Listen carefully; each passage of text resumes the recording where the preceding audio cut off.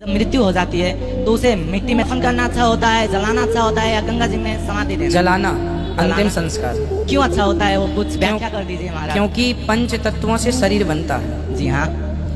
अग्नि ही एक ऐसा तत्व है जो पांचों तत्वों को पांचों में लीन कर देता है। कैसे? कैसे? जैसे हम जलते हैं, जब कोई मरने के बाद जलता है जी हाँ। तो शरीर में जो अग्नि तत्व है, अग्नि में जलने से वह अग्नि तत्व अग्नि में मिल गया। बोलो हाँ। हाँ। वायु तत्व निकल के वायु में मिल गया। बोलो हाँ। हाँ। जल तत्व भाप बन के उड़ गया। जी हाँ। हाँ। बचा आकाश तत्व, तो आकाश तत्व आकाश में, फिर बची मिट्टी तत्व तो राख बच गई। जी हाँ। अब आप किसी को जमीन में गाड़ देंगे तो जमीन में गाड़ने के बाद मिट्टी तत्व, पृथ्वी तत्व तो पृथ्वी में मिल जाएगा, जल तत्व जल में मिल जाएगा, पर मिट्टी के अंदर आकाश तत्व कैसे मिलेगा? पहला, ठीक है। ठीक है। दूसरा तत्व अग्नि तत्व मिट्टी के अंदर कैसे मिलेगा? इसलिए वह मरने के बाद तो फिर सब हड्डियां गल ही जाती हैं जमीन में गाड़ने पर फिर भी जो हमारे सनातन धर्म का प्रोसेस है कि पांच तत्व जाकर पंच तत्व में मिल जाए, उसके लिए अग्नि संस्कार से फिर बड़ा कोई संस्कार नहीं। इसलिए ये साइंटिफिक है। मेरा सवाल ये है कि अकॉर्डिंग टू कुरान ये कहा जाता है कि जब कयामत का दिन आएगा तो उस वक्त अल्लाह जब सबको फिर से उठाएंगे तो कहा जाएगा कि अपनी कब्रों से उठो। तो हम हिंदुओं का क्या होगा, क्योंकि हमारी तो कोई कब्र नहीं होती। भाई साहब का सवाल है कि वो कहते हैं कि क़यामत के दिन जब अल्लाह ताला वापस से हमें दूसरी जिंदगी देंगे तो कहेंगे अपने कब्रों से उठो। हिंदू भाई साहब पूछे कि हिंदू लोग तो कब्र में दफनाए नहीं जाते, हिंदू बच्चे दफनाए जाते ना। हिंदू बच्चे, हिंदू मजहब में छोटा बच्चा है उसको जलाया नहीं जाता, उसको दफनाया जाता है। फिर भी कई मुसलमान हैं जो डूब के मरते हैं, जो जल के मरते हैं, उनको भी दफनाया नहीं जाता है, जिनकी हमें मिलती नहीं। ये जब अल्लाह ताला कहेंगे कि फिर से हम जिंदगी देंगे, जरूर नहीं कि आप कब्र में से ले आ जाएंगे। जो भी इंसान मर चुका है उसके नई जिंदगी दी जाएगी। कुरान मजीद में अल्लाह ताला फरमाता है कि अल्लाह उसमें जान डालेंगे, फिर मौत देंगे, फिर से जान डालेंगे। तो अल्लाह जान डालेंगे, चाहे वो कब्र में है, चाहे जलाया गया है, चाहे डूब गया है, जो भी हालत में है अल्लाह उस इंसान में फिर से जान डालेंगे। और अल्लाह ताला को जान डालना बहुत आसान है, चाहे आप दफनाए गए हैं या चाहे जला दिए गए। अल्लाह ताला फरमाते जब गैर मुस्लिम के एतराज करते अल्लाह से और अल्लाह से पूछते हैं कि जब आप दफनाए जाएंगे और क़यामत के रोज जब इंसान उठाए जाएंगे तो अल्लाह ताला उनको हड्डियां को कैसे जोड़ेगा? जैसे आप पूछ रहे ना, अल्लाह ताला जो कब्र में उनको उठाएंगे, हम कब्र तो नहीं गए, तो लोग पूछते हैं, कुरान मजीद में का जिक्र है सूरह क़याम में सूरह नंबर 75 आयत नंबर 3-4 में कि अल्लाह ताला हड्डियां को कैसे जोड़ेगा? तो अल्लाह ताला फरमाते हैं अल्लाह हड्डियां को ही नहीं जोड़ सकता है, आपके उंगलियों के पोर पोर को जोड़ सकता है। उंगलियों के पोर पोर।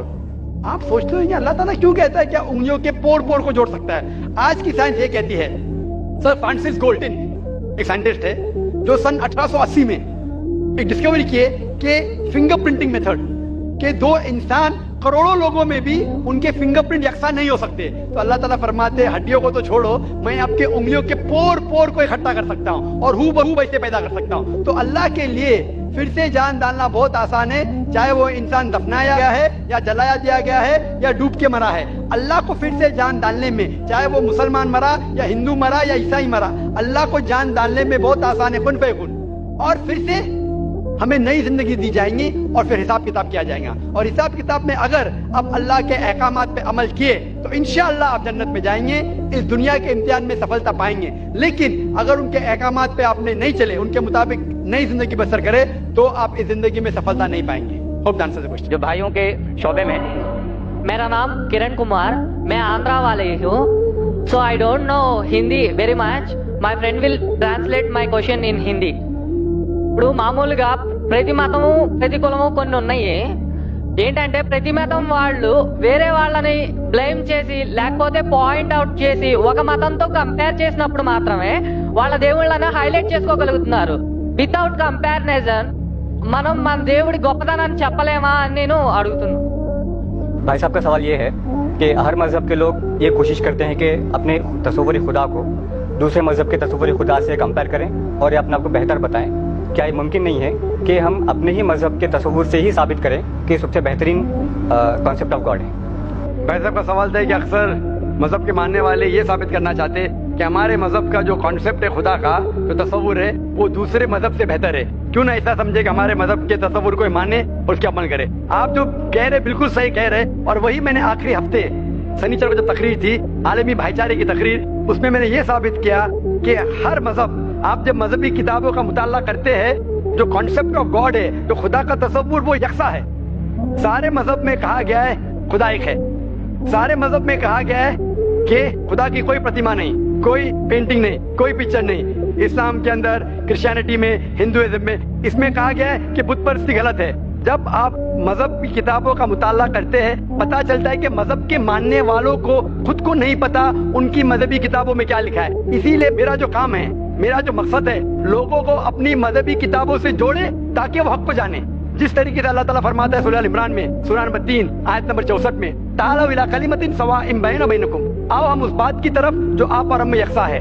सबसे पहली बात, अल्लाह नाबुद इल्लल्लाह, कि हम सिर्फ एक खुदा में माने, वला नुश्रिका बिही शैय्यन, हम आपस में अल्लाह के साथ किसी को शरीक ना करें। तो इस तरीके से अल्लाह ताला कहते हैं कि हम दूसरे मजहब को गाली नहीं देना चाहिए, लेकिन जो यकसानियत है उसके बारे में बात करना चाहिए। तो वही मैंने लास्ट वीक, पिछले हफ्ते किया था, और ये साबित किया कि सारे मजहब में, चाहे इस्लाम हो, यहूदियत हो, ईसाईयत हो, हिंदू धर्म हो, सब में लिखा है कि खुदा एक है। उस खुदा की कोई प्रतिमा नहीं, जिस तरीके से कहा गया है श्वेता उपनिषद चैप्टर नंबर 4 वर्स नंबर 19 और Yajurveda chapter number 32 shloka number 3 में, न तस्य प्रतिमा अस्ति।